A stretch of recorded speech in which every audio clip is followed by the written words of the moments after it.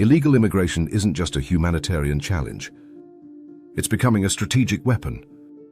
From North America to Eastern Europe, Southern Europe to the UK, and even Australia, migration flows are being shaped, amplified, and sometimes manipulated by forces far beyond the border.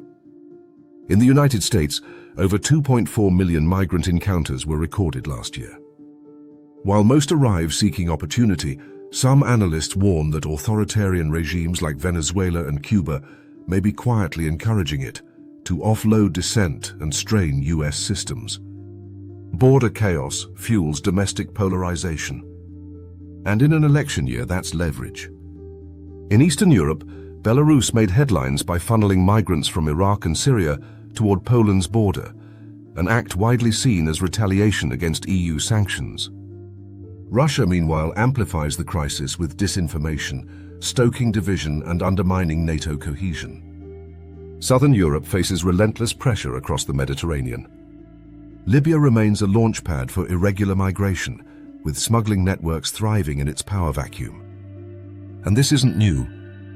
In the final years of his rule, Gaddafi openly threatened to unleash migration flows toward Europe as a form of geopolitical retaliation.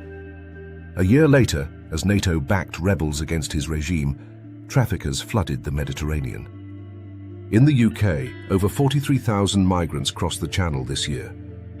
The Rwanda deportation plan, formulated by the previous Conservative government, meant to deter crossings, collapsed after sending just 4 volunteers and spending over £700 million. The deeper roots lie in Brexit, which reshaped border dynamics and supercharged migration politics. The right-wing Reform UK party now calls for mass deportations and withdrawal from human rights treaties. Even the current left-leaning Labour government flirts with Rwanda-style returns. And now, some Conservative MPs suggest the UK should leave the European Convention on Human Rights entirely, replacing it with a domestic framework to regain control over deportations and asylum rulings. And in Australia, the tension is rising. Public support for high immigration has collapsed. The Albanese government slashed migration caps, banned foreign home buyers, and tightened visa rules. Some critics argue that migration is being used as a pressure valve, offloading economic strain while stoking political division. Australia's offshore detention model, once hailed as a deterrent, now faces scrutiny for its cost, legality, and morality. Across all these regions, the signals are clear. Migration is no longer just a humanitarian issue. It's a tool, a pressure point, a weapon. So what can be done? Nations must strengthen border resilience, not just physically, but digitally and diplomatically.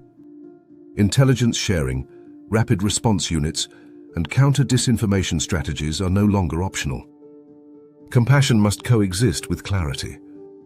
Yet in truth, these measures treat symptoms, not causes. Behind every crossing is a calculation by individuals navigating collapse, conflict, or climate. Migration is not merely disruption. It is a signal of lives seeking stability where none remains. This is orbital strategy, where geopolitics meets the border, and clarity moves freely.